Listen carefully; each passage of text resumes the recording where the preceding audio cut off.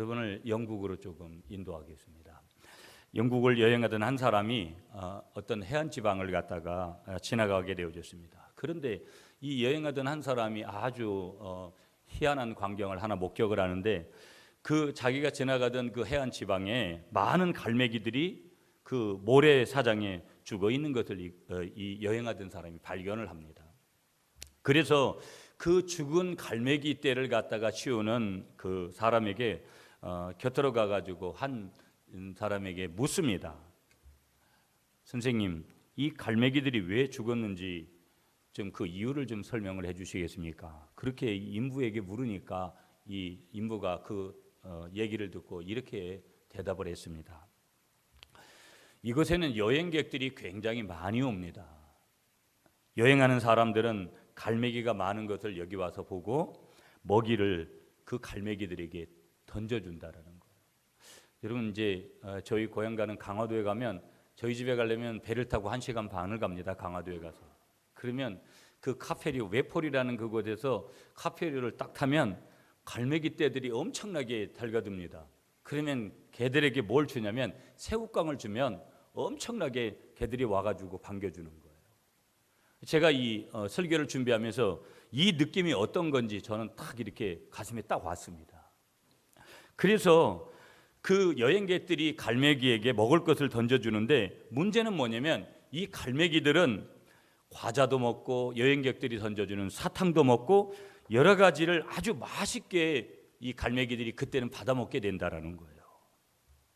근데 문제는 뭐냐면, 이런 음식이 우리 사람으로 말하면 인스턴트 음식이 얼마나 해로운 거냐, 그런 것을 진단하듯이 갈매기에게 실은 이런 음식이라는 것은 해로운 음식들이고, 자연 음식이 자기들 몸에, 갈매기들의 몸에 좋은 자연 음식이 결코 아니라는 것이죠. 이 인부가 계속 이렇게 설명을 하는 거예요, 이 여행객에게.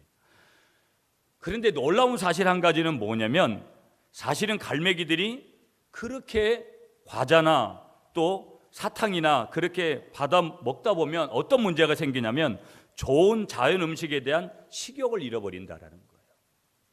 여러분, 웰빙이란 말을 우리가 많이 했잖아요. 그런데 우리는 옛날 음식, 전통 음식, 뭐 청국장이나 된장이나 이런 것들이 얼마나 우리 몸에 좋은 겁니까?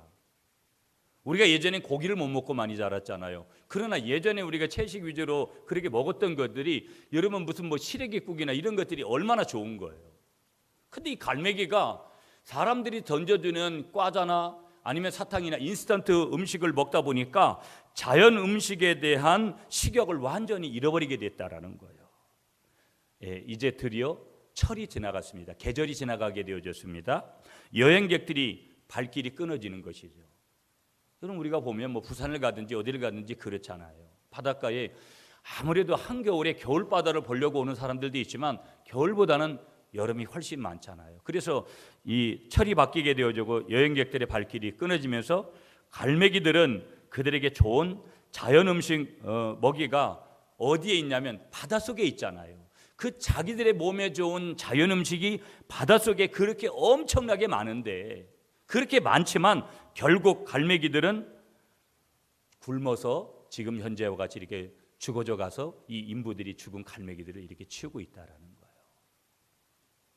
여러분, 자 보세요. 이 얘기를 좀 들으시면서 여러분들이 어떤 생각이 좀 드시는지 모르겠어요. 우리 영적으로 진단을 해보면 이런 거예요. 하늘 백성, 우리는 하나님의 백성이라고 그러고 그리스도인이라고 그러고 뭐 하나님의 자녀라고 얘기하고 믿는 사람이라고 해도 다 똑같은 말이거든요. 그럼 우리가 하늘 백성이라고 얘기했을 때, 하늘 백성이 세상 것을 너무 좋아한다, 또 거기에 세상 것에 너무 집착을 한다. 예수 믿는 저와 여러분들이 예수를 지금 현재 믿으면서 신앙생활을 하면서 세상의 것을 너무 좋아하거나 집착하면 반대로 오는 현상이 있는데, 그게 뭐냐면 신령한 것에 대한 미각을 상실해 버리게 되는 거예요. 자연적인 겁니다. 자연적인 거예요. 여러분, 낯이 오면 어둠은 물러가는 거예요. 어둠이 임하면 또 낯은 물러가는 거예요. 이치들인 거예요. 여러분, 바닷가를 상상해 보세요. 여러분, 저는 너무 정확하게 아는데 밀물이 있으면 6시간마다 그 시간이 정해져 있는데 또 자연적으로 썰물이 오는 거예요. 이런 자연적인 이치들, 저와 여러분들이 오늘 이 갈매기들과 같이 인스턴트 식품에 매료되면 결국은 그 바다에는 자연적으로 그 갈매기 몸에 좋은 많은 먹이들을 하나님께서 이미 그들에게 축복해 줬는데도 오늘 저와 여러분들이 이 세상을 살면서 오늘 세상을 집착하거나 세상을 너무 좋아하게 되어지면 신령한 것들에 대한 하나님의 방법에 대한 하나님의 축복에 대한 미각을 뭐 한다라는 거예요? 자연적으로 상실해 버린다라는 거예요. 무슨 얘기예요? 다른 말로 하면 하나님의 은혜라는 것이 별것 아닌 것, 아무것도 아닌 것으로 그렇게 생각되어진다라는 거예요. 신앙은요, 어떤 사람이 신앙이 좋은 거예요? 예배를 아까 말씀드렸지만 예배 전부 다 드리면 그 사람이 신앙 좋은 사람입니까? 그럴 수도 있겠지만 그렇지도 않아요. 성경을 수백 도 가면 신앙이 좋은 사람이에요? 하루에 기도를 몇십 시간씩 하면 신앙이 좋은 사람입니까? 그럴 수도 있지만 그렇지 않습니다. 신앙이 좋은 사람은 누구냐면요, 한번 따라하겠습니다. 하나님의 은혜를 별거 아닌 것도 크게 고백하는 사람입니다. 아멘이십니까? 아무 별거 아닌 것도 하나님의 은혜라고, 하나님의 은혜라고, 나의 나 된 것은 하나님의 은혜라고 그렇게 고백하는 사람이 결국은 하나님의 은혜의 사람이라는 거예요. 그런데 우리가 그런 은혜를 잃어버리면 하나님의 은혜라는 것이 별거 아닌 것 같이 생각되어지더라는 거예요. 그래서 그 마지막 길이 뭐냐? 그 마지막 길은 좀 전에 말씀드렸던 예와 같이 갈매기와 같이 사망이라는 거예요. 제가 얼마 전에도 말씀 한번 드렸죠. 숫자로 이 공식을 말씀드리면 100-1은 0이라는 거예요. 여러분, 우리가 십진법으로 계산하면 100-1은 99가 돼야 되는 거예요. 무슨 얘기냐? 100-1은 0이 되는 것이 무엇이냐? 우리가 아무리 100을 가졌어도 그 100을 가진 것 중에 하나님이 빠지면 그것은 제로라는 거예요. 아무것도 가지지 않은 거예요. 그러나 100 중에 내가 가진 것이 하나밖에 없어요. 그러나 그 하나 가진 것이 하나님이라면 그는 100 이상을 얻게 되는 영적 비밀을 가진 사람인 줄 믿습니다. 이게 기독교예요. 이게 기독교라고요. 기독교 변증학자 중에 C.S. 루이스라는 아주 유명한 분이 계십니다. 여러분, 웬만하면 저도 이분의 책을 다 살려고 그렇게 하고 이분의 책을 다 읽지는 않았지만 이분의 책이 조금 깊이도 있고 굉장히 좀 어려운 부분도 있습니다. 굉장히 아주 좋은 내용들이에요. 이분이 쓴 책이. 그런데 이분이 이런 얘기를 했습니다. 천국을 지향하면 세상을 덤으로 얻을 것이다. 그러나 세상을 지향하면 둘 다 잃을 것이다. 천국을 지향하면 우리가 덤으로 얻는 것이 무엇이냐? 세상에 있는 것들을 다 얻게 되는데, 그러나 세상을 우리가 먼저 지향하면 두 가지를 다 잃게 되더라는 거예요. 여러분의 생각을 좀 깊이 해보세요. 말씀을 들으면서 우리는 뭐예요? 세상이 아니라 천국을 지향하고 얻어야 될 줄 믿습니다. 미련한 사람은 둘 다 얻으려고 한다라는 거예요. 아니, 내가 어떤 때는 이 미련한 사람에 항상 끼려고 하는 거예요. 그러나 우리가 기억해야 될 한 가지 중요한 사실은 우리가 믿는 성경 안에 하나님은 분명히 한 사람이 두 주인을 섬길 수 없다고 그렇게 분명히 말씀하시는 거예요. 두 주인을 섬기면 두 주인에게 다 배반을 당한다라는 거예요. 이게 영적인 원리예요, 여러분. 한쪽을 선택하는 것이 현명한 방법이라고 성경이 우리에게 가르쳐 주는 거예요. 다윗은 그래서 이렇게 고백을 합니다, 여러분. 다윗이 얼마나 하나님의 사람이에요. 그는 이렇게 고백을 해요. 내 마음을 확정했다. 그리고 그는 기뻐합니다. 확정했다.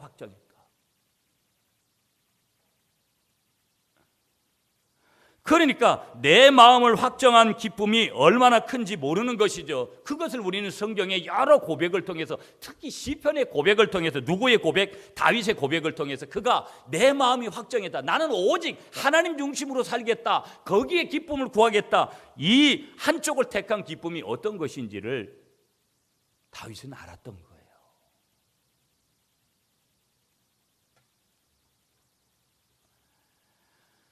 여러분, 우리는 항상 두 가지를 다 하고 싶은 경향들을 가져요. 이런 유혹이 목사인 저에게도 있고 여러분들에게도 있는 거예요. 예수를 믿으면서도 영적인 좋은 부분을 취하면서도 또 반대로 어떤 생각이 오냐면, 내가 세상적으로도, 그것이 절대 다 잘못된 것은 아니잖아요.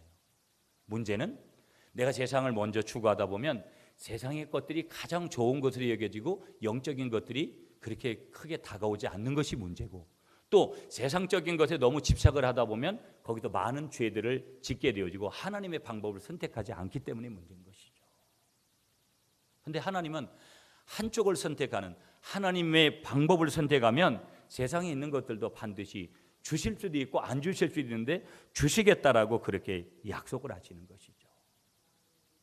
여러분은 예수 믿는 그리스도인이에요. 저와 여러분들을 그리스도인이라고 그러는데, 그리스도인이나 비그리스도인이나 모두는 동일하게 우리는 어디에 사냐면 세상이라는 인생의 무대에서 함께 살아가고 있습니다.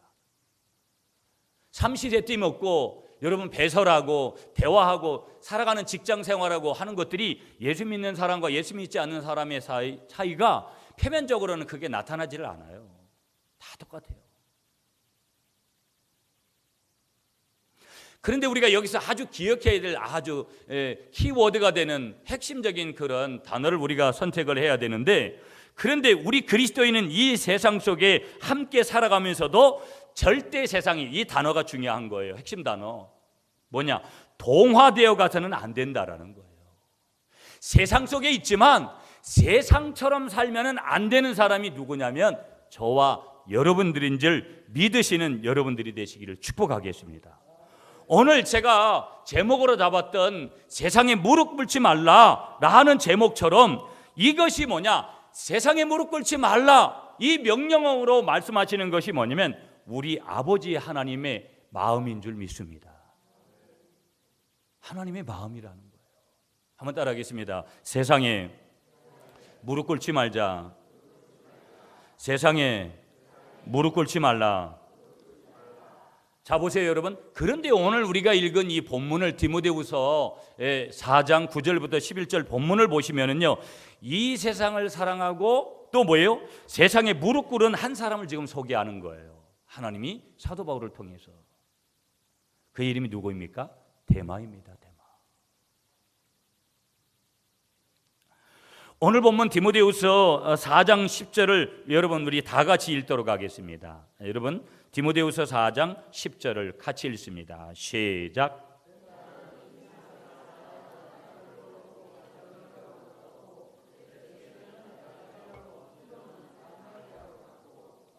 아멘. 여러분 보십시오.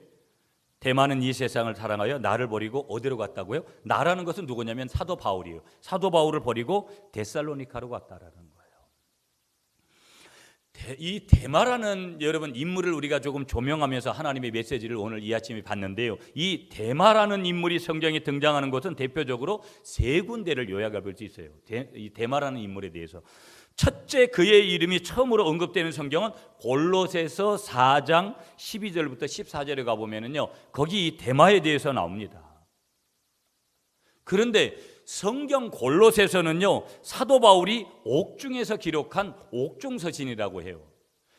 에베소서, 빌립보서, 골로새서, 빌레몬서, 이거를 옥중서신이라고 얘기하는 거예요. 사도 바울이 옥중에서 기록한 성경 말씀이라는 거예요.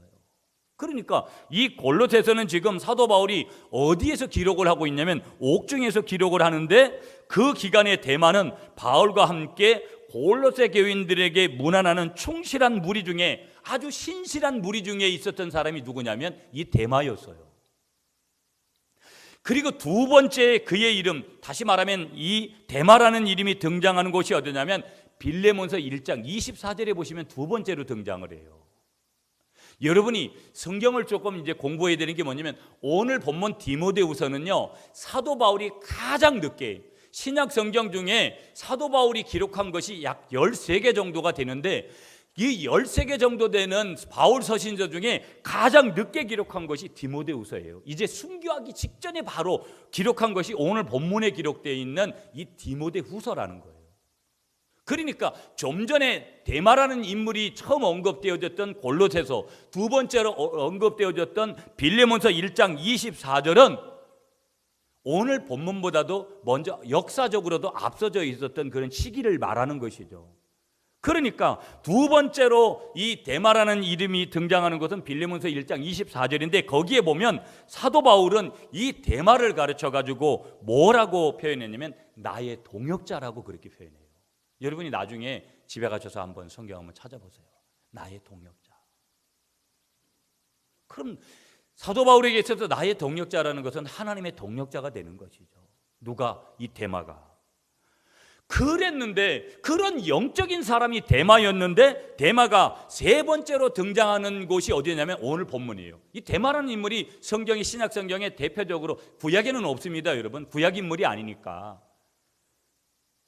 딱 세 군데 나오는데 두 번은 하나님의 동역자, 사도 바울의 동역자로, 신실한 동역자로 나오는데, 마지막 세 번째 오늘 본문에서는 사도 바울을 버리고 데살로니카로 가버린 그런 사람으로다가 등장을 해요.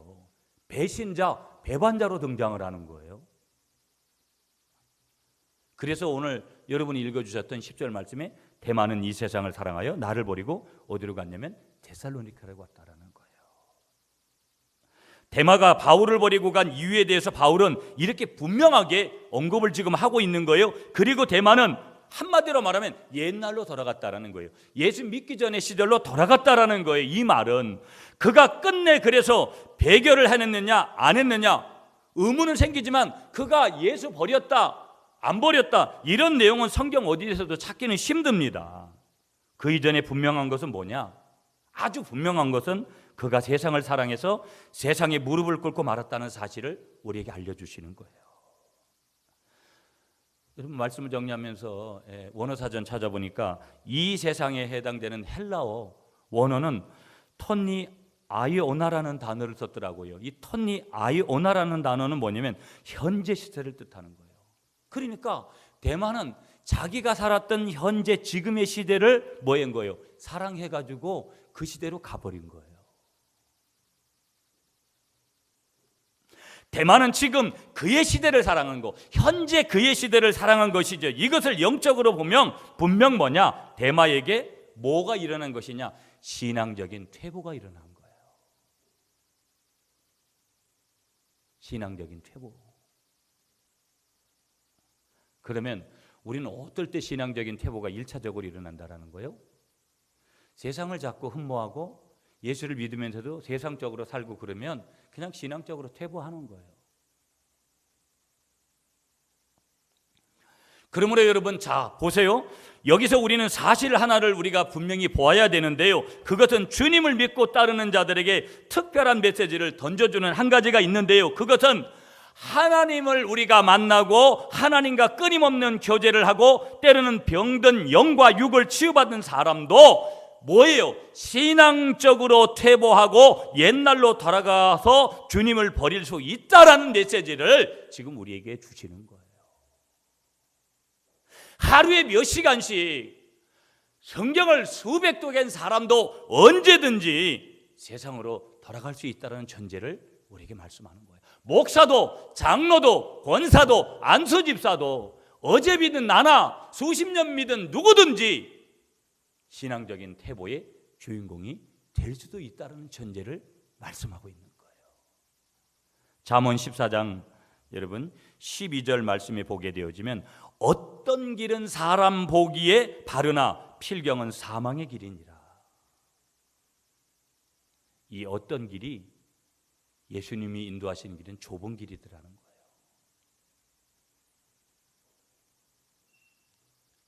그러므로 오늘 저와 여러분들에게 마음의 진단을 해야 돼요. 뭐냐? 당신의 마음은 지금 예수님께 연합하고 있느냐라는 거예요. 아니면 세상과 연합되어 있느냐라는 거예요. 그리스도인이 망하는 이유가 뭘까? 그리스도인이 잘못되어지는 이유가 뭘까? 그리스도인이 하나님의 순수한 축복 속에 머물지 못하는 이유가 뭘까? 그것은 세상에 살아서가 아니라는 거예요. 우리가 세상에 살았기 때문에 여러분 우리가 축복을 받지 못합니까? 그게 아니라는 거예요. 우리는 철저히 세상 속에 있어야 돼요. 그래서 우리는 세상은 잘못된 것이다, 무조건 그렇게 바라보는 것은 잘못된 거예요. 내가 세상 속에 있고 그 세상 속에서 하나님의 꿈, 하나님의 비전을 이루어가야 되는 것이기 때문에, 그러므로 우리에게 있어서 중요한 답은 무엇이냐? 우리가 잘못되어지는 것은 무엇이냐? 세상에 살아서가 아니라 더 중요한 것은 그 안에, 내 안에 뭐가 살고 있기 때문이라는 거예요. 세상이 살고 있기 때문이라는 거예요. 나는 세상에 살고 있지만 그러나 절대 세상의 방법으로 살지 않아야 되는데, 나는 여전히 세상의 방법대로, 그 세상의 방법이 내 안에서 있기 때문에 결국은 내가 하나님의 방법대로 살지를 않는 거예요. 굉장히 중요한 말씀을 드린 거예요, 여러분. 중요한 말씀이거든요. 자, 그러면 여기서 우리가 뭘 봐야 되냐면, 데마가 어떻게 세상을 사랑했는지를 우리가 한번 좀 엿봐야 돼요, 여러분. 데마가 조금 더 구체적으로, 우리는 지금 이런 질문을 한번 해볼 수 있어요. 데마는 왜 세상을 사랑해서 갔을까? 그리고 데마를 유혹한 것들은 과연 정말 뭐였을까? 그런데 이것에 대한 진단으로 오늘 본문 바울이 사용한 정확한 표현은 이거였어요. 뭘 사랑했냐? 이 세상.